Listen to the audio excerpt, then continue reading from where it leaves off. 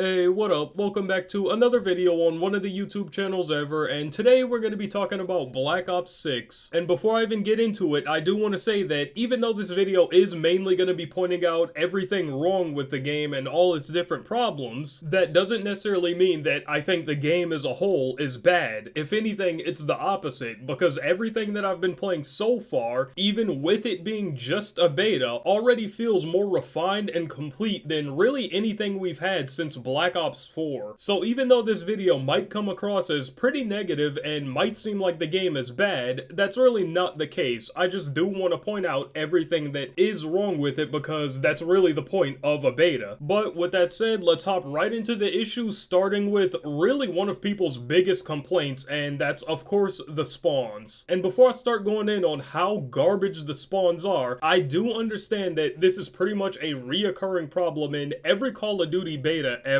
So I'm almost 100% positive that the spawns definitely will be addressed, probably even by weekend 2, but that doesn't mean that they don't need to still be talked about, because these are genuinely probably the worst spawns that I've ever seen in Call of Duty history. And if you've played the Black Ops 3 beta, you know that's a hard title to claim. I've never been shot in my back this much in any Call of Duty game ever, and that really even goes for the free-for-all game mode as well, which really brings up a great comparison. If you haven't played the game, the spawns genuinely feels like a game of free-for-all, and this goes for all of the game modes and maps as well. Even in a game mode like Domination that should really have one of the best spawns, obviously besides Search and Destroy, but that doesn't really count, they're also horrible. I've literally had instances where, for example, I'll spawn on Objective C and then run up a staircase or something, and 2 seconds later, I get shot in the back. And then I go ahead and watch the kill cam, and it's not even a situation where, oh, I got unlucky and the person that was flanking caught me at the perfect moment and ran up on me. No, I watch the kill cam and the person is spawning in the exact same spot that I spawned 2 seconds ago. And it's not just the problem of people spawning behind you, but it's just the problem of people spawning in random places, and you can never really get a flow of how the map is playing. Like if you're posted up somewhere in the middle of the map like Objective B or something, you never really know which direction enemies are going to be coming from, so you kind of just got to be on high alert at all times from enemies coming from every direction, which, like I said, really almost plays like a free-for-all game but with teammates. And since we're talking about the spawns, the next part kind of goes hand in hand with that, and that's the maps. Now, before I do start talking about the maps, I do want to get it out the way that I do actually enjoy most of the maps, and I feel like what really makes them not play as well as they should is the spawns. But judging them by the ideal scenario with actual good spawns, my only real complaint with the maps is their size. And I know they did say they wanted this game to have generally smaller maps so you can have more gunfights and less just running around the map, but that doesn't mean every single map in the game should be tiny. And I know that they're only showing us a small portion of the maps that are available, so I assume that some of them on launch will be a bit bigger, but I definitely think that there does need to be a bit of a mix-up within the map sizes, because although most people do like smaller to medium-sized maps, it definitely should be some larger ones in there as well. And I don't mean large like Modern Warfare's large, where it's some sort of massive map with a ton of buildings and everyone's camping everywhere, or the other large where it's basically just a huge open field. But moving on to the next thing that's not quite as big of a deal, but it's just as annoying, and that's how long the game takes to load up, or launch I should say. And I'm not too sure if it's the same for console or whatever, but it definitely does take forever on PC. And before you start dogging me for being bougie or whatever in the comments, I know this definitely is a bit of a first world problem here, especially when we're talking about the game only really taking a minute to launch from like you clicking the button to actually getting in, but it definitely shouldn't take that long. You have to click into COD HQ, that takes forever to load up, and then you have to load into Black Ops 6 separately, and that takes forever as well. It definitely shouldn't take that long, and it's not like I have some sort of garbage PC or anything, so I could only imagine how long it probably takes to load up for people without the greatest specs, or people that have to put their game on a hard drive. I could definitely see it taking somewhere close to 5 minutes, which is really just unacceptable at that point. And moving into the next point that isn't really a little tiny issue that can be brushed off to the side, the connection issues. And if you're someone who's already already played the beta, I'm sure I don't even need to go in depth what I mean by this, but for everyone else, the connection issues are absolutely horrible. Basically, every game you go into, you get this big ol' message on the side of your screen talking about packet burst, and I'm no network specialist or anything, so I have no idea what that means, but from what I can experience, it's basically like back in the day when you'd get the little connection interrupted pop up on your screen, and you'd start rubber banding, lagging, the whole nine, but instead of this being for the whole lobby, it's only for you, but everyone's been going through it in basically every game. And moving on to the next point that I feel could also possibly have something to do with why the connection is so bad, and also pretty much the elephant in the room, skill-based matchmaking. Yup, you already knew this part was coming. There would be absolutely no Call of Duty complaints video without bringing up skill-based matchmaking. And before I even get into it, I'm not gonna sit here and start dogpiling on it and acting like it's something we've never seen before, because when it comes down to it, at least in the beta so far, this skill-based matchmaking does feel a bit lighter than what we've been seeing in the recent Modern Warfare games, but that doesn't mean it's necessarily good. It's still bad enough to the point that not only does every game feel the same, but they'll go out of their way to make sure every game feels the same, even if that means it's gonna sacrifice your connection quality. Now, I'm not gonna sit here and toot my own horn and act like I'm some sort of pro player, because I'm definitely not, but I'm well above the average player's skill, and they genuinely try as hard as they can to find you a lobby with people that match your exact skill level. I'll queue up, and if they can't find players in my skill rating, they'll genuinely just start actively sacrificing connection quality in real time. I'll literally be sitting there, watch the meter go from 32 ms to 42, then 50, then 60, and I've seen it even go over 70 before. You shouldn't be that hard set on skill base that you're genuinely making games almost unplayable. And I'm not gonna sit here and act like I absolutely hate the skill-based system and think it should just 100% cease to exist, because it definitely shouldn't. And I forgot which YouTuber it was, but he explained it pretty well in saying, let's just say the skill-based matchmaking is an arbitrary number of anywhere from 0 to 10. I feel like players in a bracket of, let's just say 0 to 3, should be the only players in a protected queue where they can only queue against each other. And that's specifically to protect people that either have some sort of disability or just truly trash at the game, but everyone else, for example 4 to 10, should have free reign to play against each other. And a lot of people's defense for that is, oh, well, what if you got like a 4 going up against a 10 or whatever? And my argument to that is, I don't even think skill-based matchmaking is good for garbage players. And I know this because I haven't been good at games all my life. Back in like the Black Ops 2 days, I didn't start off at that game good, and really the only way that I became better is not only watching videos and stuff, but playing against other better players. If I was forced to play with, for example, other 4s and 5s my whole career, not only would the game just not be as fun, but I would have never really learned anything. So I honestly think skill-based really doesn't have that much of a place in an arcadey shooter like this, other than for its protected queue, especially when Ranked is releasing with Season 1 of the game. But that's pretty much as far as I'm gonna go on skill-based matchmaking right now, because I could honestly sit here and rant about it all day, but I'm not going to. As of right now, at least the skill-based is better than what we've been seeing in the previous Modern Warfare games, and on top of that, I feel like it's also a bit harder anyway because of these spawns. You're constantly just getting shot in your back and dying when you really shouldn't be dying in the first place, so I'm gonna just leave that there and move on to the next point. And with this next point, it's actually something that I kind of found more of because of the skill-based matchmaking, and that's weapon balancing. Now, for the most part, most guns in the game seem pretty balanced, and they all seem like they're in a pretty good spot, except for the Jackal PDW. I'm sure if you've played the game, or even watched the game, it's all you see. And I know that it's a beta and everything, this is where we test stuff out, but at this point, it's 100% unacceptable to have guns this unbalanced. And really the part that makes it so unacceptable for me is every single time they release a beta, it's always an insanely busted SMG. Back in Black Ops 3, we had the Razorback. Black Ops 4, didn't play that one so I wouldn't know, but Cold War, we had the MP5, and now Black Ops 6, we got the AK-74U, or in this game, they're calling it the Jackal PDW. And a lot of people are memeing the reason that, oh, they made it so strong because it's one of the special guns you get with a $100 edition. It's definitely not a meme. It's 100% intentional, and they're definitely gonna bring it down to on level with all the other guns, but they need to hurry up and do that because the point of a beta is to test out everything in the game, and you can't really have people testing stuff out when everyone is using the same exact gun. But like I said at the start of this, that's really the only gun that seems out of place. All the other ones are fairly balanced. And with those out of the way, those are really the main complaints, and the next few are really going to be side complaints, so I'm going to try and knock those out of the way quick. And the first one being weapon leveling. Now I know they did come out with a post on Twitter saying that the weapons aren't leveling up as fast as they should be, so next weekend the XP modifier will be turned up a bit, but they specifically said next weekend. I don't know if that's going to apply to the actual game or not, but it definitely should. Guns take literally forever to level up, and each gun has, I think, 50 levels. But this one really isn't that big of a complaint because, first of all, you don't need to have your weapon leveled up to complete mastery challenges, and second, it's not like you need to prestige your weapons or anything like that, so even if it does take a bit longer to level them up, at least you only have to do it once. But the next part is score streaks, and this one is as simple as just lowering them across the board. And it seems like the reason that they have it so high is because assists count as kills as well, but even with that, they're still just way too high. They made the UAV, I think, cost 650, and the most expensive score streak in the game, the Hellstorm missile, cost 1250, which is just insanely high. It takes 6.5 kills just to get a UAV. In some Call of Duty games, that would damn near get you a Hellstorm missile alone. And with a streak like that costing so much, I could only imagine what streaks like a chopper gunner or AC-130 will cost when they do add it to the game. Imagine having to get like 30 kills for an AC-130. And the next and really last complaint that I've been hearing from a lot of other people, but I don't really agree with too much, is the footstep audio. And Call of Duty did come out with a message saying that there is an issue with footsteps in some scenarios where you can't hear them when you should be hearing them, but once they fix that, I definitely don't think they need to make footsteps louder, because where they're at right now, you can hear them, but you kind of have to go out of your way to hear them, which is really what it should be. We don't really want to have a game where your footsteps are so loud that everyone's just solely listening for footsteps to get free kills, and if you're not running the ninja or dead silence perk, you're just gonna lose. As of right now, they seem like they're in a pretty good spot where you shouldn't have to worry about your footstep audio in any of the normal game modes, and in Search and Destroy, that's when you're gonna want to toss on a perk like Dead Silence or something, which, like I said, really is how it should be, so I don't really have any complaints on that, but a lot of people have been bringing that up. But with that being said, those are really some of the main issues with the beta, and like I said earlier, even with these issues, I still think this game is already better than basically any Call of Duty we've gotten in the last few years. So if they do end up fixing majority of these problems, I feel like this game could definitely be probably one of the best Call of Duties that we've had since Black Ops 3. But I'm not gonna get my hopes up too much because they're known to mess stuff up. But with that said, that's pretty much it talking about the Black Ops 6 beta, and if you made it this far in the video, you probably liked something, so you may as well drop a like and maybe even subscribe. We're trying to get to 1,000 before the year is over. But I'm not gonna hold y'all for too long, so I'll catch you guys in the next one.